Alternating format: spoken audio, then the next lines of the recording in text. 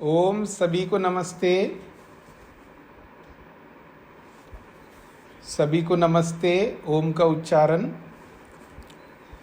ओम।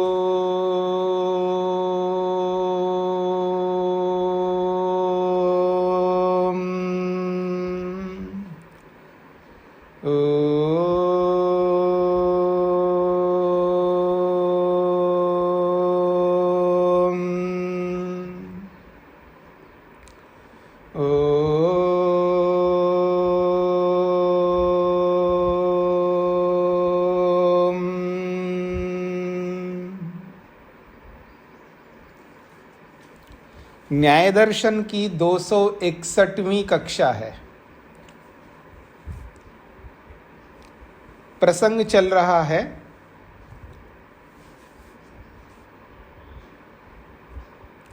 तत्वज्ञान और मिथ्या ज्ञान। तत्वज्ञान होने पर मिथ्या ज्ञान हट जाता है, मिथ्या ज्ञान के होने पर तत्वज्ञान हट जाता है। दोनों में से एक समय एक ही रहेगा। तो अब अपने तत्वज्ञान को कैसे बढ़ाएं? हमारे में मिथ्या ज्ञान सबसे ज्यादा रहता है और तत्वज्ञान बहुत कम रहता है। दोनों प्रकार का ज्ञान है। इसमें यह समझना है कि जिस विषय में मिथ्या ज्ञान है उसी विषय में तत्वज्ञान नहीं रहता है, और दूसरे विषय में हमें तत्वज्ञान है। तो किसी विषय में तत्वज्ञान है, किसी विषय में मिथ्या ज्ञान है। एक ही विषय से संबंधित दोनों ज्ञान एक साथ नहीं रह सकते। अर्थात मैं शरीर को दुखदाई भी समझूं और सुखदाई भी समझूं एक ही साथ, एक ही समय, ये नहीं हो सकता। और जिसे तत्वज्ञान कहते हैं वो बदलता नहीं रहता है, उसको तत्वज्ञान नहीं कहते। जो तत्वज्ञान है यहां पर जिसके लिए कहा जा रहा है वो एक बार तत्वज्ञान हो गया, वो बदलता नहीं है। पर हमें यथार्थ ज्ञान होता है, उसको भी तत्वज्ञान हम कह देते हैं, पर वो हम बदलते रहते हैं। अपने ज्ञान को, यथार्थता को बदलते रहते हैं। और जब विवेक हो जाता है, वैराग्य होता है, उस समय जो तत्वज्ञान होता है, उस तत्वज्ञान की बात कर रहा हूं मैं। विवेक वैराग्य होने से पहले जो तत्वज्ञान होता है वो तो बदलता रहेगा। हमारा सबका तत्वज्ञान है, पर ये विवेक वैराग्य होने से पहले का ही है हमारा।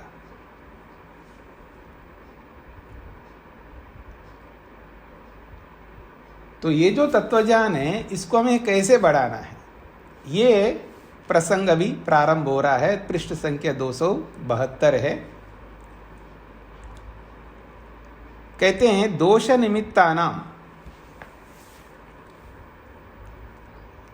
तत्वज्ञान विवृद्धि प्रकरणम। ये जो आया है,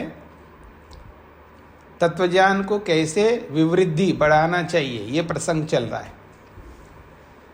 तो कहते हैं दोष निमित्तानाम तत्वज्ञानाद अहंकार निवृत्ति।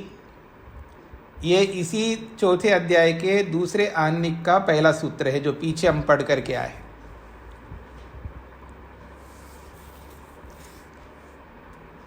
अहंकार की निवृत्ति, मिथ्या ज्ञान की निवृत्ति, मूर्खत्व को कैसे हम हटा सकते हैं, इस बात को पीछे सूत्र में कहा है।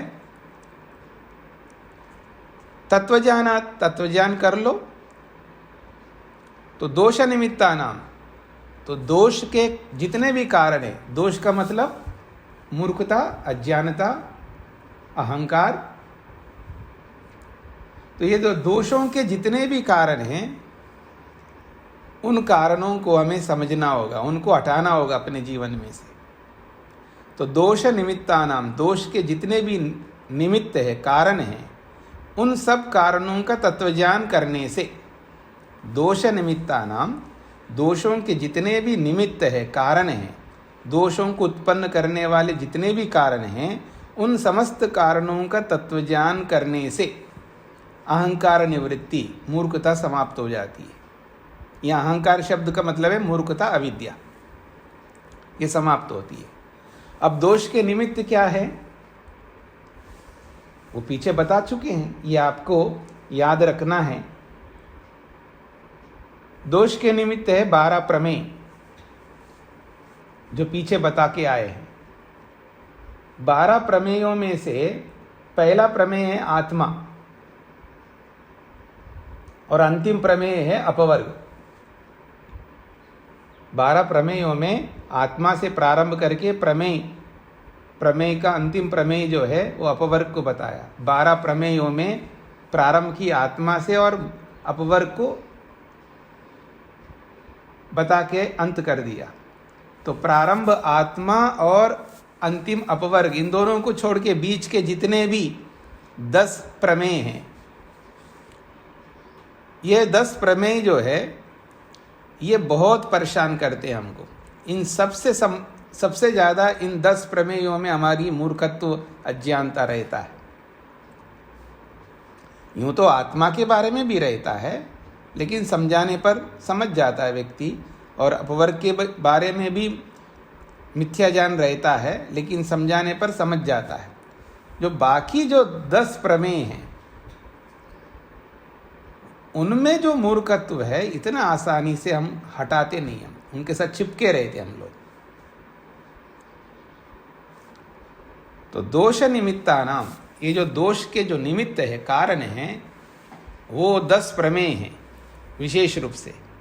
उनके तत्वज्ञान करने से ये जो अहंकार है, मूर्खत्व है, ये निवृत्ति, उसकी समाप्ति हो जाती। इति उक्तम, ये बात पहले हमने कह दिया है। अच्छा, अब कथम तत्वज्ञानम उत्पद्यते इति, कैसे हमें तत्वज्ञान उत्पन्न होता है उसके उपाय बता रहे। तत्वज्ञान कैसा उत्पन्न होता है, कब तत्वज्ञान हमको उत्पन्न होता है, अब उस तत्वज्ञान को उत्पन्न करने के उपाय बताए जा रहे हैं। ध्यान से समझने का प्रयत्न करिएगा। अब यहीं पर हमारी सारी परीक्षा यहीं पर होगा। जब करने की बात आती है ना, सुनना बहुत सरल होता है, बताना भी बहुत सरल होता है। बताने वाला बहुत सरलता से बताएगा, उस बताने में तो कोई ऐसा है नहीं है जिसमें पैसे लगते हो बताने में, तब तो बताएगा भी नहीं। उतना ही बताएगा जितना पैसा वो खर्च कर सकता है। अगर बताने में पैसे लगते हो आपके भी, फिर आप कितने बताओगे जी। बिना पूछे जो हम लोग बताए करते हैं ना, न ताव देखा नाव देखा और सलाह देते रहते हैं। अगर आप में से कक्षा प्रारंभ होने से पहले कोई खांसने लग जाए ना, क्या हो गया आपको, खांसी हो गई, तो आप में से कितने लोग बताने लगते, ये ले लेना, वो ले लेना, ऐसा कर लेना, हमने ये किया है, वो किया है। तो ऐसे बताने में बहुत ईजी है ना, बताने में तो क्या है, पैसे तो लगते नहीं हैं। अच्छा, सुनने में भी पैसे नहीं लगते, इसलिए हम सुनते भी रहते हैं। अगर सुनने के लिए भी पैसे लगने लग जाए तो अरे बहुत पैसे लग गए, अब इतने ही सुनते, इससे ज़्यादा नहीं सुन सकते। न सुनने में पैसे लगते हैं और न बताने में पैसे लगते हैं। इसलिए ये जो तत्वज्ञान को उत्पन्न करना, इसके लिए मेहनत करना पड़ता है, पुरुषार्थ करना पड़ता है। अगर वो पुरुषार्थ जो कर लेगा उसी को तत्वज्ञान उत्पन्न होगा। तो आइए कहते हैं तत्वज्ञान को उत्पन्न करने का प्रक्रम बताया जा रहा है। समाधि विशेष अभ्यासात, कहते विशेष समाधि का अभ्यास करने से तत्वज्ञान उत्पन्न होता है।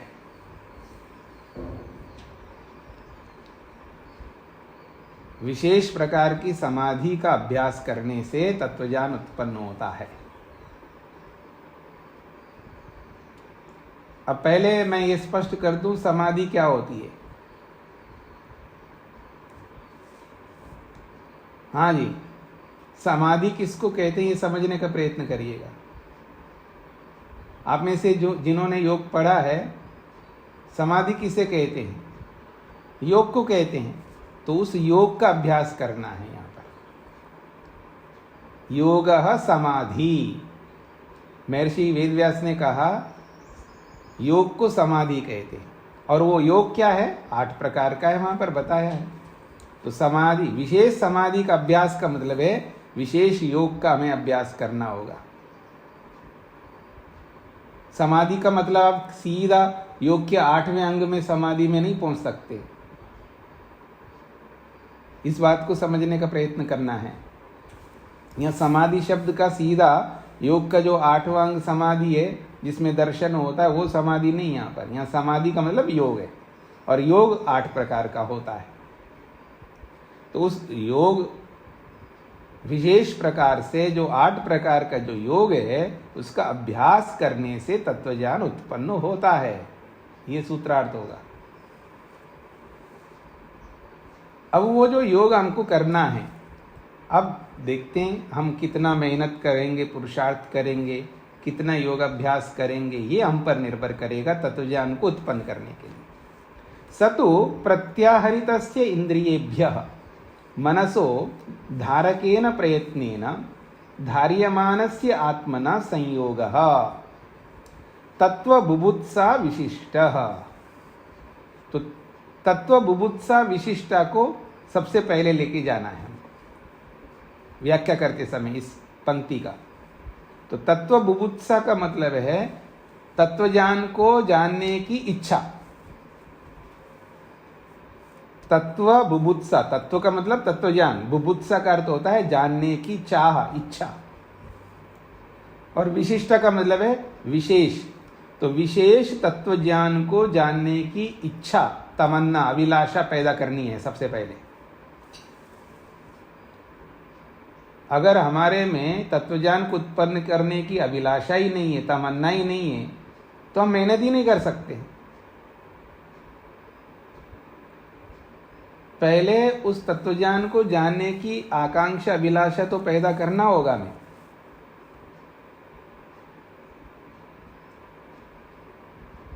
अब वो कैसे करेंगे आप? जैसे अब खाने के आपको खाने की इच्छा हो रही है, तो आप क्या करेंगे? उसके लिए उपक्रम करेंगे, मेहनत करेंगे, खाने को प्राप्त करने के लिए जो भी करना है वो सब करेंगे, उसमें रुचि उत्पन्न करेंगे, उसमें निष्ठा उत्पन्न करेंगे, तभी तो उस चीज को, अब माँ ने बोल दिया या जो भी बनाने वाले ने बोला ये बनाया गया है, अब वो जो भी बनाया गया उसमें आपकी रुचि उत्पन्न हो जाए, आपकी निष्ठा उत्पन्न हो जाए, वो आपके उसके लाभ दिखाई दे आपको उसमें, तभी आप उसके लिए खाने के लिए प्रवृत्त हो जाएंगे।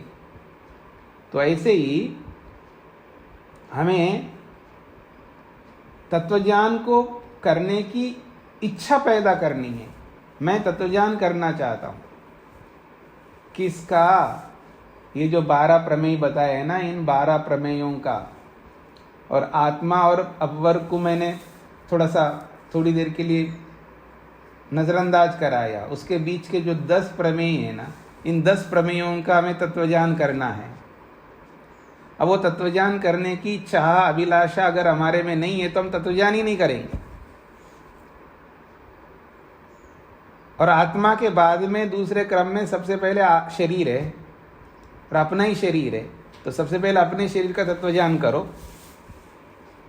अब कैसे करूं ये नहीं पूछना मेरे से, क्योंकि कैसे करना वो सारा पढ़ के आए हैं अभी तक।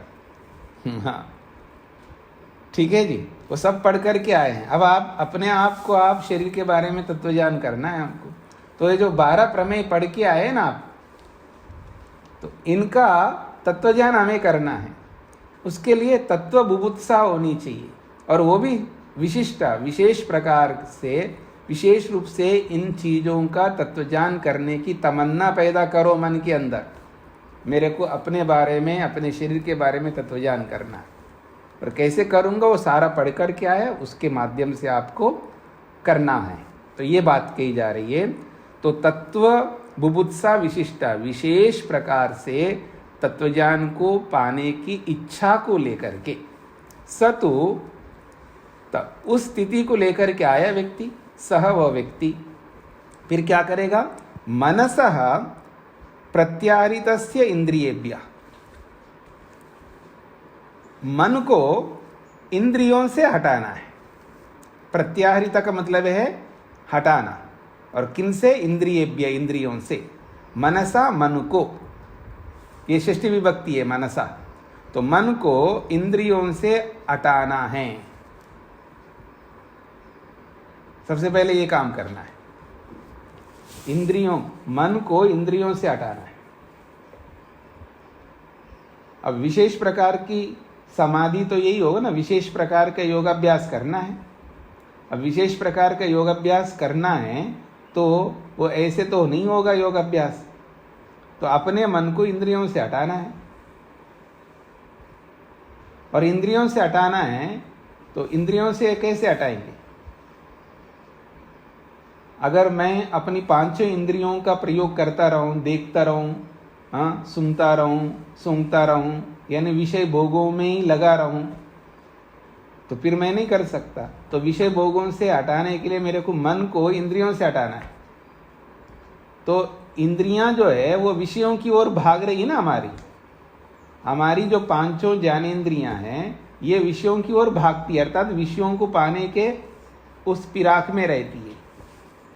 मतलब देखने की चाह, सूंघने की, या जो भी, खाली नहीं रह सकते ना हम लोग, खाली बिल्कुल नहीं रह सकते।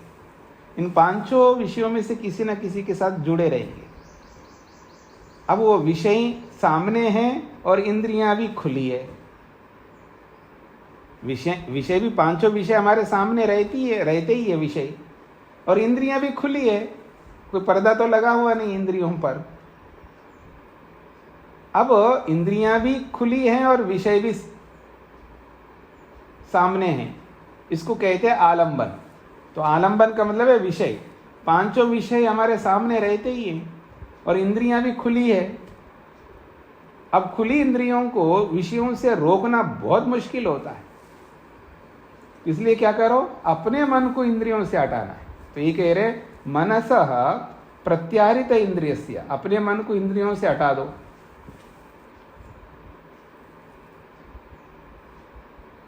कब करना ये सारा काम? जब आप बैठेंगे ध्यान के लिए तब करना है। जब आप बैठेंगे तब करना है।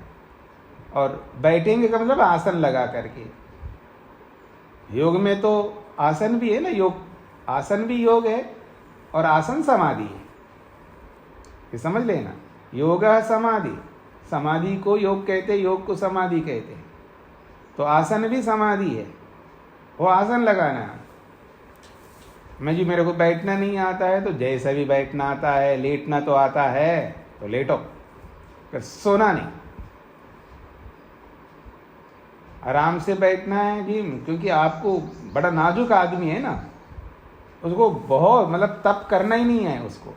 तो जो तप करो जी, बैठना पड़ता है तो बैठो, या बैठ नहीं सकती, शारीरिक रोग है तो आप लेटो, या जो भी करो। ध्यान करने के लिए आपको उपक्रम करना होगा आसन का, और वो आसन अलग अलग प्रकार के हैं, उनमें से कोई एक आसन चूज करना होगा, चुनना होगा। जितने भी आसन हैं जिसमें समाधि करने के लिए, योग करने के लिए जो आसन हैं, उनमें से एक चुन करके हमको करना है। वो करके मन को इंद्रियों से हटाना है। और मन को इंद्रियों से हटाना है तो हटा करके धारकेन प्रयत्नेन, धारक प्रयत्न को अपनाना, अर्थात धारणा बनानी है। क्योंकि मन को इंद्रियों से हटाएंगे तो मन तो खाली नहीं रह सकता, उसको कहीं टिकाना है, उसको कहीं बांध के रखना है। तो धारक प्रयत्नेन, तो धारक प्रयत्न का मतलब है धारणा बनानी है, यानी मन को शरीर के अंदर एक जगह उसको टिकाना है, धारणा रूपी योग करना है। और धार्यमाना, उसको धारण करके आत्मना संयोगा, उसको, उस मन को आत्मा के साथ संयुक्त करना है, जोड़ना है। यह प्रक्रिया करनी है। फिर मैं बोल रहा हूं, तत्व बुभुत्सा विशिष्ट,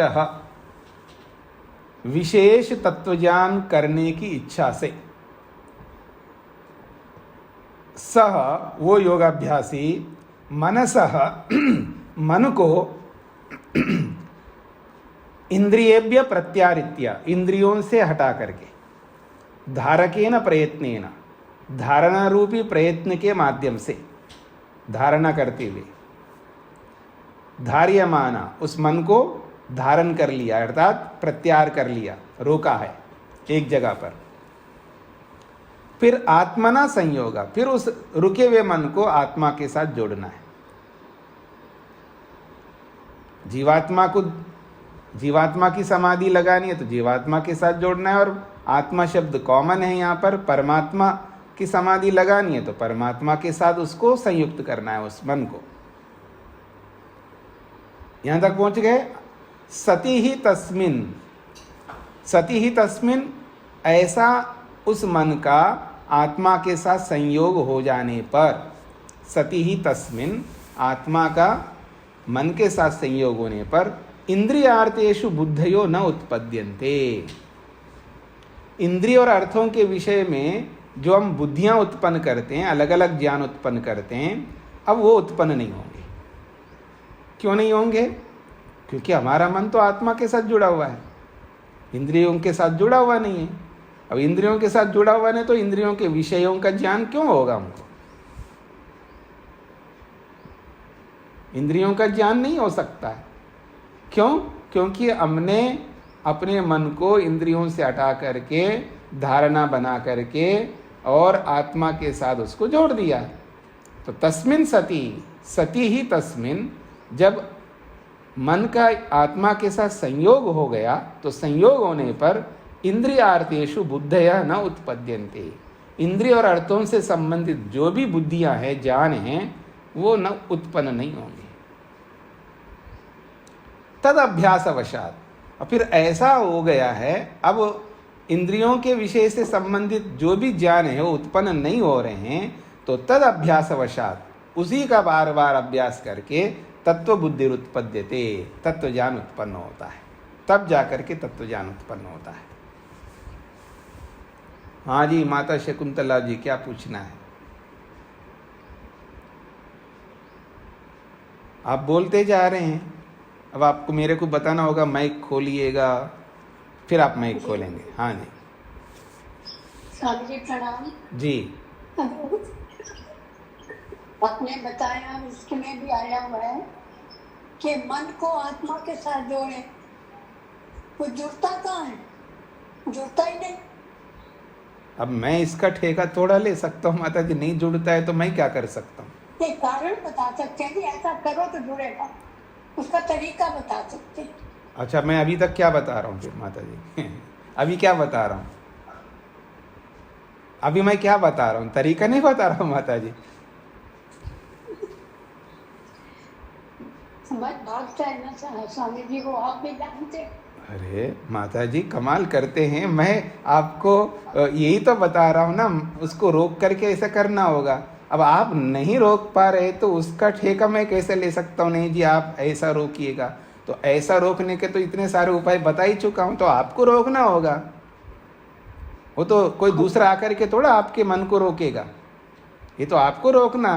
नहीं रुकता है तो रोको, फिर नहीं रुकता फिर रोको, बस लगे रहो उसको रोकने में, और जब तक नहीं रुकता तब तक रोको। इसके अलावा कोई आपके पास रास्ता नहीं है। अब नहीं रुकता है मान करके आप क्या छोड़ दोगे उसको? नहीं स्वामी जी, छोड़ेंगे तो नहीं, बस रोकने का प्रयास करो, फिर करते जाओ। और कोई बात हो तो आप बताइए, इसके अलावा और क्या करें? कोई ऐसे छूमंतर आपके सिर पर कोई हाथ धर दे तो रुक जाए, ऐसा करे कोई? तो ऐसा तो हो नहीं सकता। तो आप रोक, अब कोई आप सिखा रहे हो किसी को रोटी ऐसे बनाओ, वो कहता है नहीं बन रहा है, तो आप क्या कहोगे उसको? करो अभ्यास, यही तो कहोगे ना आप। नहीं बन रही है रोटी, मेरे को गोल नहीं बन रही है, तक फिर करो, और जब तक नहीं गोल बनेगी रोटी तब तक करते रहो, यही तो कहोगे आप। आपको भोजन बनाना है, अब आप नहीं बना पा रही है तो किसी को आपने लगा दिया कि ये बना दो, वो नहीं आ रहा है उसको, तो आप क्या कहोगे? ऐसा करो जैसे मैंने बताया। 1 बार करेगा, 2 बार करेगा, 50 बार करेगा, 100 बार करेगा, आएगा क्यों नहीं आएगा उसको? तो वो रोटी तो 100 बार में आ जाता है, तो यहाँ तो आपको 1,00,000 बार करना होगा अभ्यास। लाख बार कोशिश करो, नहीं होता तो 101 बार, करोड़ बार करो, करोड़ बार नहीं होता तो अरब बार करो। और ये अरब बार हम रोकने का प्रयास नहीं करते, थोड़ा सा करके छोड़ देते हैं कि नहीं हो रहा है। तो नहीं हो रहा है तो मैं क्या करूँगा, अभ्यास करो। तो जब तक नहीं होता तब तक अभ्यास करो आप। वो अभ्यास हम नहीं करना चाहते, मुख्य बात ये है। और उसको छोड़ करके कोई ऐसा वे में जाना चाहते, कोई सरल उपाय कोई बता दे हमको, कोई सरल ऐसा कोई तरकीब बता दिए, बस हमारा बिना मेहनत के हमारा लग जाए। तो इस सारे सोच से हमको बाहर निकलना है। ये केवल माता शकुंतला जी की बात नहीं कर रहा हूँ मैं, सब व्यक्ति का सब व्यक्तियों की जो मानसिकता है वो बता रहा हूँ मैं। इस मानसिकता से बाहर निकलना है। पर नहीं हो रहा है तो उसका यही उपाय है, बस उसको दोबारा करो, तिबारा करो। एक बार नहीं है तो 100 बार में होगा, 100 बार में नहीं है तो 1000 में होगा, 1000 बार में, उसी को करना है। उसमें आपको अरे इतने बार कर दिया तो कोई दूसरा उपाय करेंगे नहीं। जब तक वो नहीं होता है उस उपाय को लगा करके करते जाओ, करते जाओ, करते जाओ। वो 100 बार में नहीं हुआ तो 1000वें बार में होगा, 1000वें बार में नहीं हो तो लाखवें बार में होगा, नहीं तो करोड़वें बार में होगा, या अरबवें बार में होगा, 10 अरबवें बार में होगा, लेकिन होगा जरूर। और उतना पेशेंस रखते हुए हमको लगे रहना होगा उसका। इसके अतिरिक्त तो दुनिया में और कोई उपाय नहीं है। होगा जी। तो कह रहे हैं सती ही तस्मिन इंद्रियार्थेषु बुद्धयो न उत्पद्यन्ते। जब आत्मा के साथ मन जुड़ गया है तो उसके जुड़ जाने पर इंद्रिय और अर्थों से संबंधित कोई ज्ञान उत्पन्न नहीं होगा। तद अभ्यासवशात, फिर उसका बार बार अभ्यास करने से तत्व बुद्धि उत्पद्यते, तब तत्व ज्ञान उत्पन्न हो जाएगा हमको। जिसका हम करना चाहेंगे उसका तत्व ज्ञान उत्पन्न होगा। इसी तरह करना होगा। अब वो प्रश्नकर्ता एक बात कह रहा है, यदुक्तम सति ही तस्मिन इंद्रियार्थेषु बुद्धयो न उत्पद्यन्ते। अभी जो बोला है ना वो अंतिम पंक्ति में, उसको लेकर के प्रश्नकर्ता को आपत्ति है। वो कहता है सति ही तस्मिन इंद्रियार्थेषु बुद्धयो न उत्पद्यन्ते।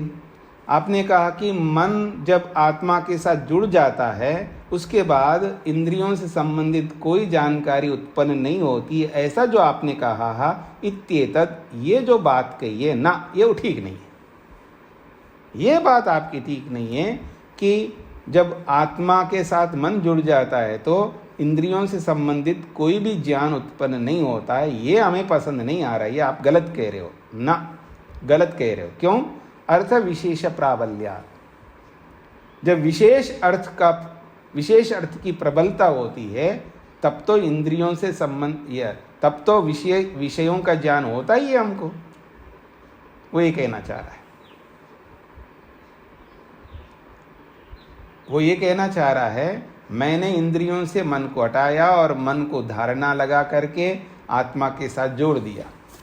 अब एकदम धमाका हो गया तो फिर उसका बोध मेरे को होता है। किसी ने सुई चुबो दिया मेरे को तो भी उसका ज्ञान होता है मेरे को। किसी ने आकर के हिलाया तो उसका ज्ञान होता है। ये ऐसा किसी ने नहीं किया, ऐसा किसी ने नहीं किया। लेकिन किसी ने बेल बजाया आपके घर में, बाहर से बल बजाता है, उसको क्या पता आप ध्यान में बैठे हैं, तो आपको उसका बोध हो रहा है। कोई घर में चल रहा है, उसके चलने का धमधम आवाज़ जो भी पाँव का, वो आपको बोध हो रहा है। या कोई बात कर रहा है, उसको इतना समझ नहीं है।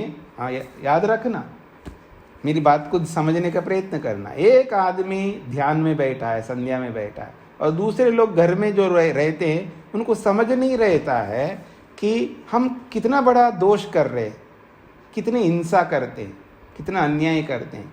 खुद नहीं कर रहे अच्छा काम, और अच्छा काम करने वाले को योगदान पैदा कर रहे हैं। कैसे बात कर सकते हम लोग? अगर एक व्यक्ति ध्यान में बैठा है तो हम कैसे बात कर सकते, कैसे आवाज कर सकते? लेकिन करने वाले को उनको एहसास ही नहीं है। उनको उत्तम संस्कार सिखाए ही नहीं लोगों ने, जीना आया नहीं उन लोगों को। उनको ये जीना आया नहीं है कि व्यवहार कैसा करना होता है, बिहेवियर सीखा ही नहीं है उन्होंने कि कब कैसा व्यवहार करना है, ये आया नहीं व्यक्ति को, तो उसको सीखना चाहिए। फिर भी वो कर रहे हैं। अब उनको हम ध्यान में बैठे हुए हम कैसे कह सकते उस समय, पर हम हमारे को बोध हो रहा है उनका।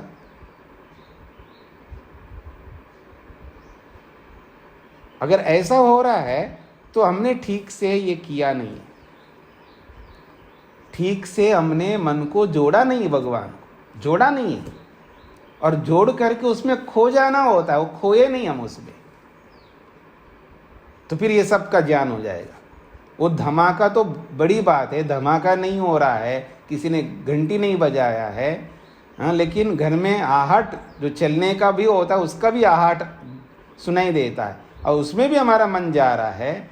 या कोई बोल रहे हैं थोड़ा सा धीरे, ऐसा कुछ बोल रहे हैं तो उसका भी हमको सुनाई देगा वो क्या बोल रहे हैं, तब तो हमारे कान और तेज हो जाते कि आप बोल क्या रहे हैं, वो भी सुन रहे होते। तो फिर हमने आत्मा के साथ कैसे जोड़ा है मन को? जोड़ा ही नहीं हमने। अगर जोड़ा है तो हल्का जोड़ा है, पूरा तन्मय होकर के नहीं जोड़ा, जैसे टीवी के साथ जोड़ते, जैसे किसी बड़े थिएटर में जाकर के स्क्रीन के साथ जोड़ते हम, जो पिक्चर चल रहा होता है, सीरियल चल रहा होता है, जो मनपसंद का जैसे जोड़ते हैं ना, तब हमको पता नहीं लगता है ना। क्यों नहीं लगता है? वो पूरा जोड़ते हैं अपने आप को, उसमें तन्मयता से जोड़ते हैं। तो उस तन्मयता से जब आत्मा के साथ जोड़ेंगे तो ये जो व्यर्थ चीज़ें जो चल रहे होते हैं ना, जो लोग ध्यान नहीं रख रहे हैं हमारा, वो व्यवधान उत्पन्न कर रहे हैं, वो तो दोष कर रहे हैं, लेकिन भले करने दो उनको, हमारे कुछ नहीं समझ में आएगा उनका क्या बोल रहे, क्योंकि हम लगे हुए हैं उस आत्मा के साथ में, उसमें हमको पता बिल्कुल नहीं चलेगा। ऐसा अपने आप को करना है, एक बात। दूसरी बात ये है जो यहाँ बताया जा रहा है, ये वो दूसरी बात के लिए बोला जा रहा है। अर्थ विशेष प्राबल्यात का मतलब है विशेष अर्थ की प्रबलता से, अर्थात जैसे कोई धमाका हो गया और एकदम बाहर से घंटी बजा दे तो बहुत तेज होता है, वो बहुत तेज होता है। अथवा किसी ने आपको हिलाया है, किसी ने चुई चुभाया है, तो ऐसा कोई विशेष अर्थ की प्रबलता के कारण से उनका बोध हमको होता है, हो रहा है ना। और आपने कहा नहीं होता है, ऐसा बात बोल करके उसने आपत्ति उठाई। उसको खोल के समझा रहे हैं, अनिच्छतो अपि बुद्धि उत्पत्ते न एतद युक्तम, न चाहते हुए भी, अनिच्छतः अपि, न चाहते हुए भी, बुद्धि उत्पत्ति, बुद्धि की उत्पत्ति हो रही है। जब धमाका हो गई तो हम चाह थोड़ा रहे, हम चाह नहीं रख रहे हैं कि कोई बात हम सुनाई दे, लेकिन न चाहते हुए भी बुद्धि उत्पन्न हो रही है जब धमाका हो गया है। तो इसका मतलब है कि हमको इंद्रियों का ज्ञान हो रहा है, इंद्रियों के अर्थों का ज्ञान हो रहा है, और आपने कहा नहीं होता है। कस्मात, कैसे होता है उसका ज्ञान? तो कहता है अर्थ विशेष प्राबल्यात, जब विशेष अर्थ की प्रबलता होती है, यानी एकदम धमाका हो गया है या एकदम बहुत बड़ी घटना घटी है घर के अंदर या बाहर, कोई भूकंप आ गया है, कोई आंधी आ गई है, हमने खिड़की विड़की खोल करके रखा, एसी नहीं चल रहा है और बहुत तेज हवा आ गई है, एकदम ऐसे आ गई है और आपको स्पर्श कर दिया है, तो ऐसे विशेष अर्थ की प्रबलता के कारण से अबुभुत्समानस्य अपि, अबुभुत्समानस्य अपि, न चाहते हुए व्यक्ति को भी बुद्धि उत्पत्ति दृष्टा, उसको इंद्रियों के विषयों का बुद्धि, उसका ज्ञान उत्पन्न होता हुआ देखा जाता है। यथा, उदाहरण दे रहा है वो, स्तनयित्नो शब्द प्रवृत्तिषु, बादल का गरजना या आकाश में बिजली का चमकना, हाँ, ये सब जो बहुत बड़े बड़े शब्द आते हैं, इन सब को वो सुनता है। तत्र समाधि विशेषो न उपपद्यते, फिर जब इन सब बातों को सुनता है अथवा इंद्रियां उनके साथ जुड़ करके उसका बोध हो रहा है, तो समाधि विशेष तो टूट जाएगा, वो तो उत्पन्न नहीं हो पाएगा। और आप कह रहे हैं कि इंद्रिय और अर्थों का ज्ञान उत्पन्न नहीं होता, यहाँ तो हो रहा है। ये दे करके उसने आपत्ति खड़ी कर दी। और उसके साथ इतना ही नहीं, और भी आपत्ति खड़ी कर दी है उसने। एक आपत्ति बताए, अब दूसरी आपत्ति बता रहा है।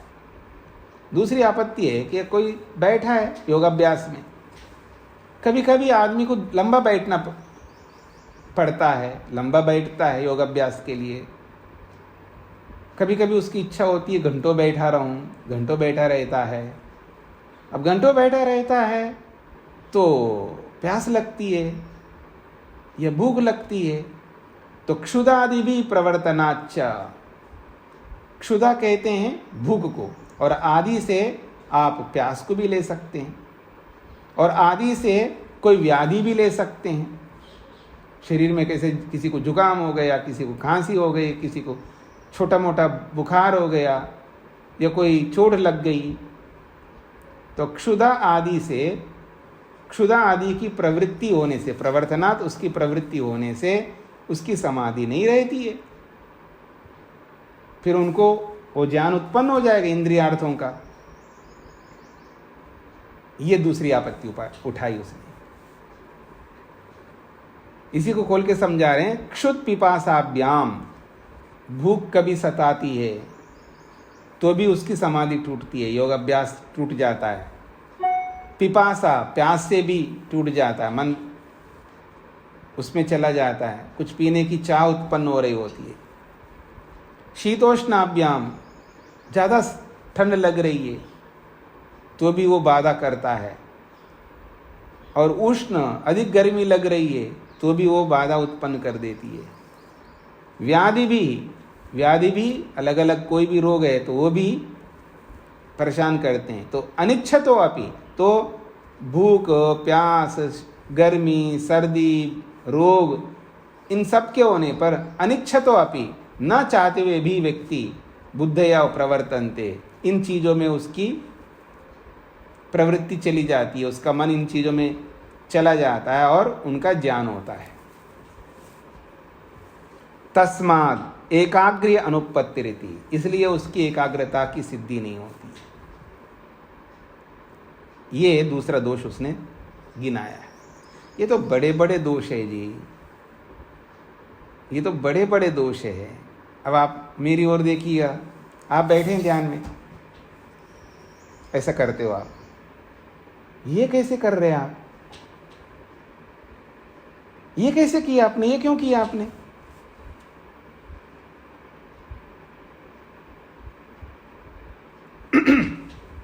अरे ध्यान में बैठे हो, ये कैसे किया आपने?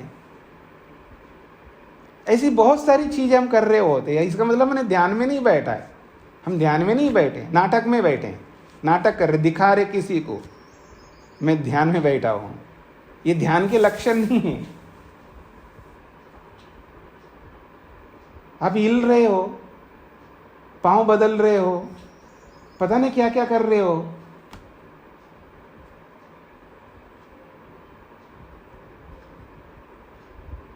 पता नहीं क्या क्या कर रहा होता है ध्यान में बैठ करके आदमी, उसको एहसास ही नहीं हो रहा है वो कर क्या रहा है बैठ करके। तो ये तो यहाँ तो बड़े दोष बता रहे हैं, ये बड़े दोष नहीं, मैं छोटे दोष बता रहा हूं मैं अब आपको अपनी ओर से। अभी हमारा कल से शुरू हो रहा है यहाँ योग शिविर, कल से आएंगे लोग ध्यान में बैठने के लिए।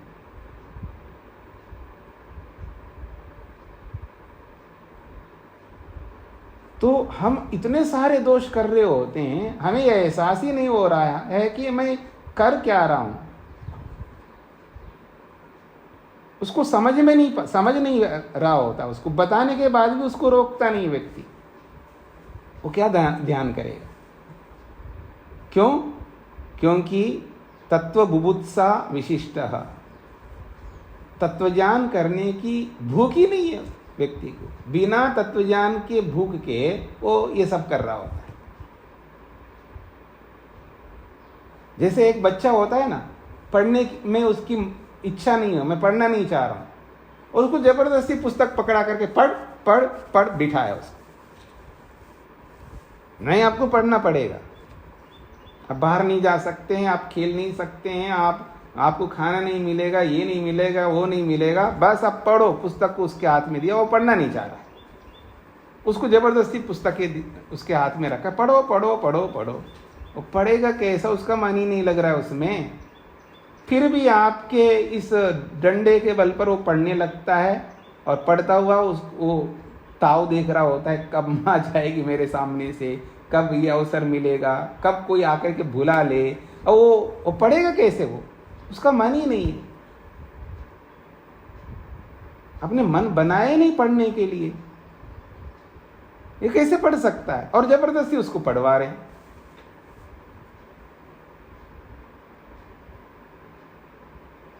तो क्या करना होगा? वैसे थोड़ा पढ़ सकता है, ऐसे टाइम वेस्ट हो जाएगा, उसका समय बर्बाद हो रहा है, हमारा समय बर्बाद हो रहा है, उसके पीछे डंडे लेके खड़े हैं। इसलिए पहले मन बनवाओ उसका, उसको समझाओ, उसको डाइवर्ट करो, जो गलत करना चाह रहा है उससे डाइवर्ट करके उसको समझा करके उसमें पहले उसको ये एहसास कराओ कि मेरे को ये क्या करना है। ऐसे ही ध्यान करने वाले को डाइवर्ट करना, ये क्या कर रहे हो नाटक बैठ करके वहाँ पर? नाटक बंद करो, पहले समझो मेरे को ध्यान करना है नहीं करना है, करना है तो ढंग से करो। तो ये जो सारी स्थितियाँ हैं हमारे जीवन में, इन स्थितियों से ऊपर उठ करके हमको बढ़ना है। हम ध्यान भी कर रहे हैं, हिल भी रहे हैं, और कई बार तो वो कुछ पहने हुए होते हैं, विशेषकर माताएं बहनें, चूड़ियों का आवाज़ आ रही है, गहनों का आवाज़ आ रही है, कोई खांस रहे हैं, कोई छींक रहे हैं, कोई पता नहीं क्या क्या हम कर रहे होते हैं। जब केवल माता बहनें नहीं, पुरुष सब प्रकार के लोग।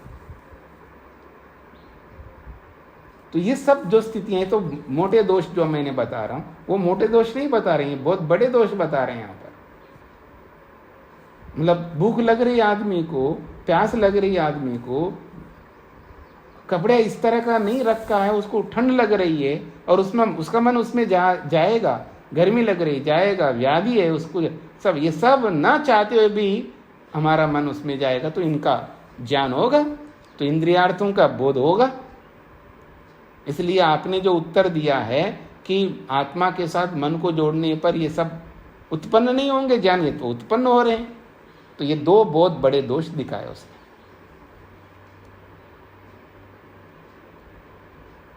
तो समाधान अब किया जा रहा है, अस्तु एतत् समाधिं विहाय व्युत्थानम। हम कब कह रहे हैं कि ये सब उत्पन्न नहीं हो सकते? होंगे, अस्तु हो जाए। एतत् समाधिं विहाय व्युत्थानम, फिर वो समाधि नहीं है, वो तो व्युत्थान दशा है। ठीक है, अगर आप मन को भूख में ले जा रहे हो, आप मन को प्यासे में ले जा रहे हो, आप शरीर को हिलाने में लगा रहे हो, तो व्युत्थान दशा है ये समाधि दशा नहीं, योग की दशा नहीं है। और व्युत्थान दशा में चले जा रहे हो तो मैं उसको नहीं रोक सकता है ना, वो आपके हाथ में है ना, उसको रोकना आपके हाथ में। मैंने तो उपाय बताया आपको, ऐसा करने से मन नहीं जा सकता, और हमने ऐसा किया नहीं है, हमने ऐसा नहीं किया है। हमारी वो जो तत्व बुभुत्सा ही नहीं है। अगर तत्व बुभुत्सा है तो इन सब में जाएगा नहीं। टीवी देखते समय ये सब क्यों पैदा नहीं होते? भूख, प्यास, गर्मी, सर्दी, ये चीखना चिल्लाना या जो भी आहट करना, ये सब क्यों नहीं होते टीवी देखते समय? ध्यान के समय ही क्यों हो रहे हैं सब? तो पहचानो अपने दोषों को, पकड़ो।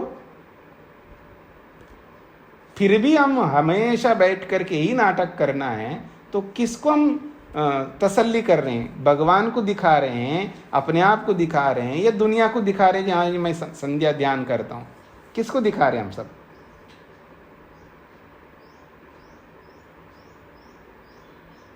तो इसलिए इन सबसे ऊपर उठना है। तो अस्तु एतत् समाधिं विहाय व्युत्थानम, तब तो यह व्युत्थान दशा हो जाएगा। तो व्युत्थान निमित्तम समाधि प्रत्यनीकम च, तो वो व्युत्थान का कारक है। ये व्युत्थान का मतलब है, अब ये पारिभाषिक शब्द है व्युत्थान।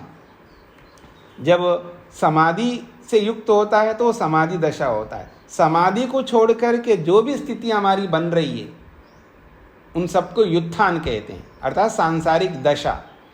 सांसारिक दशा को व्युत्थान शब्द से बोलते हैं। योग की परिभाषा में व्युत्थान का मतलब है सांसारिक दशा। मतलब आप स्पर्श का ज्ञान कर रहे हो या रूप का ज्ञान कर रहे हो, इंद्रियों का जो भी ज्ञान कर रहे हैं, समाधि अवस्था को, योग अवस्था को छोड़ करके जो भी जानकारी प्राप्त कर रहे हैं, बैठे बैठे या आंख बंद करके भी, वो सब व्युत्थान दशा कहलाती है। आपकी आंखें बंद है फिर भी आप खुजल रहे हो तो वो व्युत्थान है, उसको व्युत्थान कहते हैं, क्योंकि वो समाधि नहीं है, आप संध्या नहीं कर रहे हैं, आप व्युत्थान अवस्था में। और व्युत्थान योग नहीं कहलाता, ये याद रखना। आज मैं आपको स्पष्ट करना चाहता हूँ, हम बैठ कर के जो हिलना डुलना खुजलना खांसना गटकना और जो भी क्रियाएं कर रहे हैं, तो आपने वो 1 घंटा आधा घंटा 15 मिनट बैठ करके भी ये जो क्रियाएं किए हैं, तो आप मेरे से पूछे आपने योग किया है? तो यहाँ के हिसाब से आपने योग नहीं किया, समय भी व्यर्थ हो गया, आपने योग नहीं किया, योग अभ्यास नहीं किया। क्या किया? वहां बैठ करके आप संसार के साथ जुड़े हैं, तो व्युत्थान दशा में बैठे हैं आप, योग की दशा में नहीं बैठे, योग किया ही नहीं आपने, ये माना जाएगा। ये बहुत सूक्ष्मता से बातें चल रही, याद रखना। तो कह रहे हो समाधि में विया है व्युत्थानम, वो फिर समाधि नहीं, अर्थात योग अभ्यास को छोड़ करके वो व्युत्थान में चला गया, सांसारिक दशा में चला गया, वो योग नहीं कहलाएगा फिर वो। और व्युत्थान निमित्तम, उस व्युत्थान उस सांसारिक दशा का जो निमित्त है, कारण है, हिलना डुलना खुजलना खांसना, चाहे वो भूख है प्यास है, ये सब उसके निमित्त है, वो कारण बन रहे हैं, उन्हीं के कारण से वो सांसारिक दशा में जा रहा है बैठ करके भी। समाधि प्रत्यनीकम च, और वो सब समाधि के विरोध है, वो सब योग अभ्यास के विरोधी तत्व है जो हम कर रहे हैं।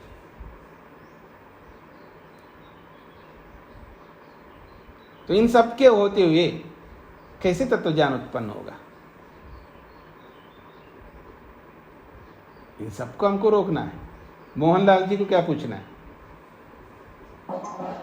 जी स्वामी जी नमस्ते। जी स्वामी जी, हमें ये तो जानकारी है कि ये समाधि नहीं है, जब हमारा मन नहीं टिक पा रहा, पर कम से कम बैठने पे एक संस्कार तो बनेगा।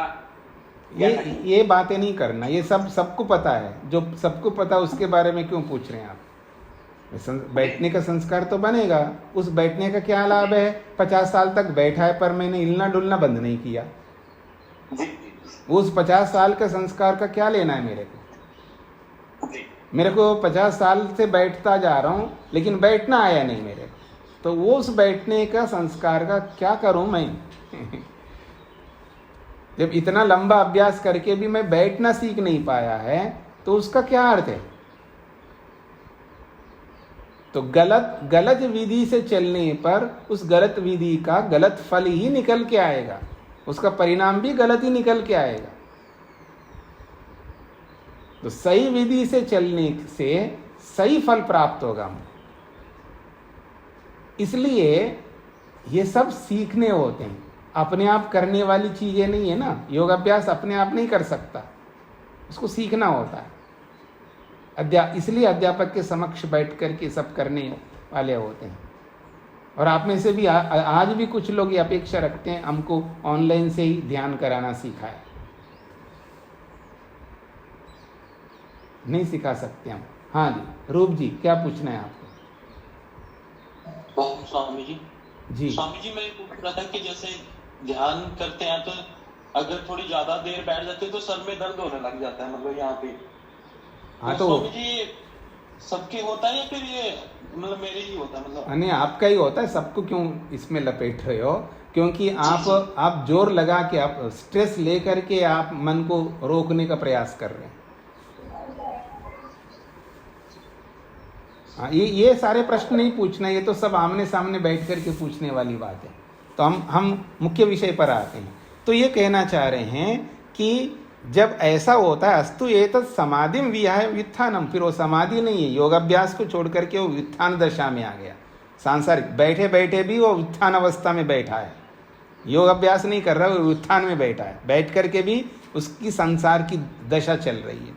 और व्युत्थान निमित्तम समाधि प्रत्यनीकम च, और वो उसके पीछे उस व्युत्थान के जो सारे कारण हैं, हिलना डुलना खुजलना खांसना या भूख लगना प्यास लगना, ये सब उसके कारण हैं।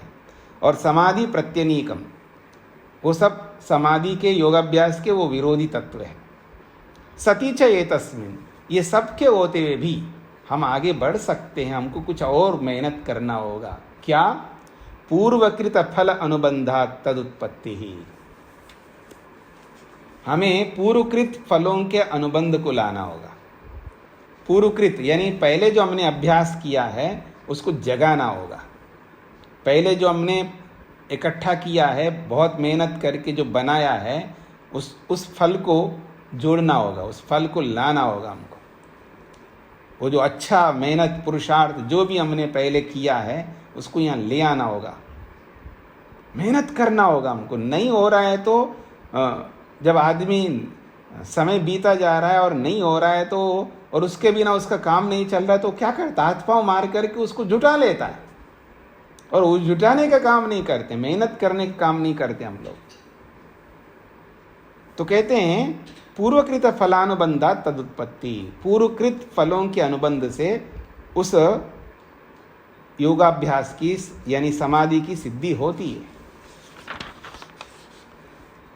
दो बातें यहाँ पर, इस जन्म में पूर्व किए हुआ अभ्यास या पूर्व जन्म का, दोनों में से किसी एक को हमको लाना होगा। ये तो पूर्व जन्म को लेकर के बोल रहे हैं, लेकिन इसके साथ वर्तमान का भी होता है ना। हमने पीछे बहुत अच्छा अभ्यास किया समाधि का, अर्थात योग अभ्यास का, योग का। कोई दिन ऐसा भी होता है ना जो ना हिला है, ना डुला है, ना खुजला है, ना खांसा है, ना गटका है, बिल्कुल स्टिल होकर के स्टैचू की भांति एक पत्थर की मूर्ति की तरह बैठ करके पूरा मन लगाया है और बड़ा अच्छा लगा उसको। उस पूर्वकृत अभ्यास को वापस लाना होगा वहाँ पर। वो किस कारण से हुआ उसके उपायों को लाना होगा, वो सारा उपक्रम साथ में हमको लाना होगा पीछे का।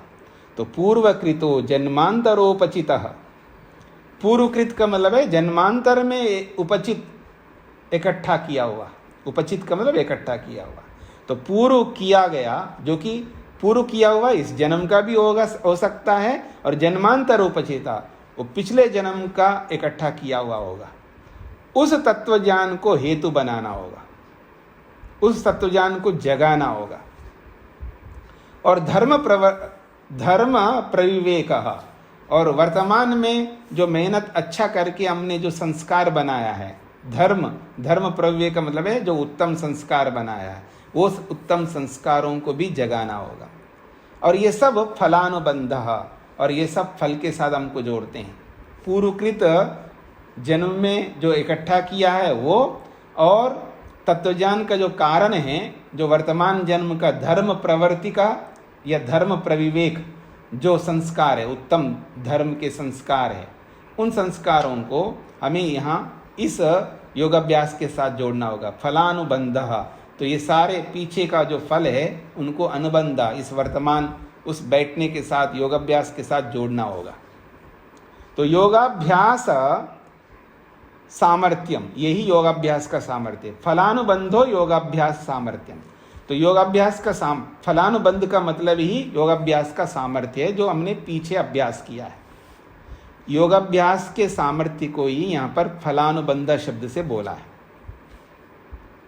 तो योगाभ्यास का जो सामर्थ्य है, पिछले जन्म में किया हो या वर्तमान जन्म में किया हो, उस सामर्थ्य को जगा करके उसको लाना होगा, ला करके वर्तमान के साथ जोड़ना होगा, और पूरा एड़ी से चोटी तक जोर लगा करके उसको करना होगा।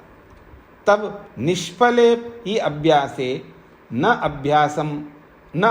अभ्यासम आद्रियेरन, निष्फले ही अभ्यासे न अभ्यासम आद्रियेरन।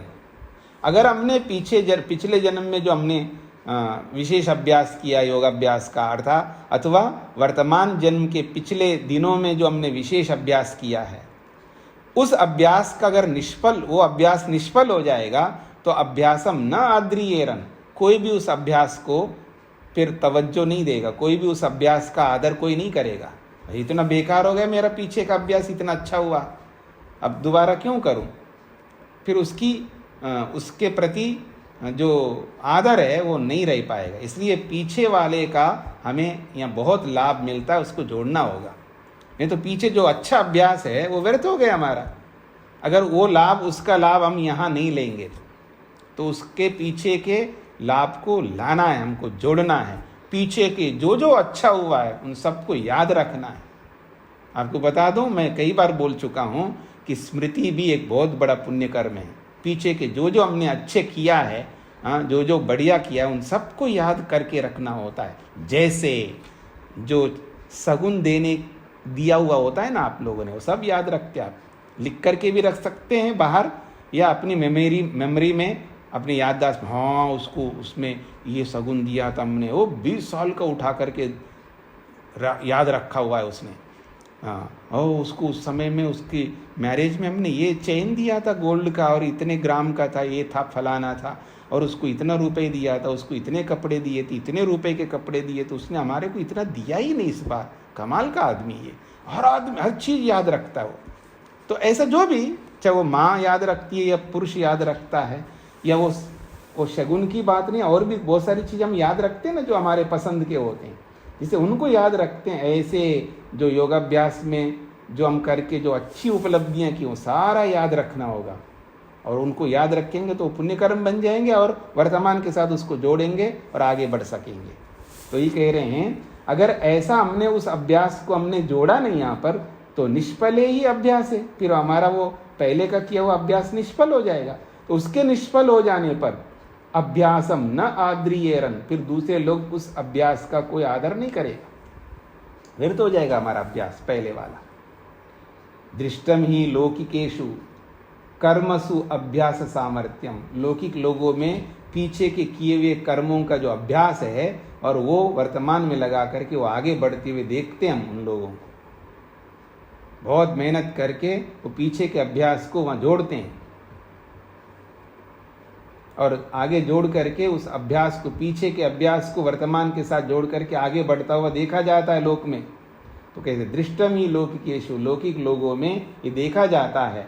कर्मसु अभ्यास सामर्थ्यम, उनके कर्मों का जो अभ्यास का सामर्थ्य है, पीछे के कर्मों का अभ्यास, उसका सामर्थ्य को वर्तमान के साथ जोड़ते हुए फिर आगे बढ़ते हुए दृष्टम देखा जाता है लौकिक लोगों में। ठीक उसी प्रकार से योगाभ्यास के संदर्भ में भी हमको वैसा करना चाहिए। यहां तक स्पष्ट हो गए जी? और आपका जो भी इस संदर्भ में प्रश्न आएगा वो कल लेके आना, और समुचित लेके आना, ऐसे ही नहीं ले आना प्रश्न। तो ये जो प्रक्रिया बताई, इस प्रक्रिया को समझना है और करना है। प्रैक्टिकली आपको करके, ये मेहनत करके देखना है कि तत्वज्ञान को उत्पन्न मैं कैसे कर सकूं।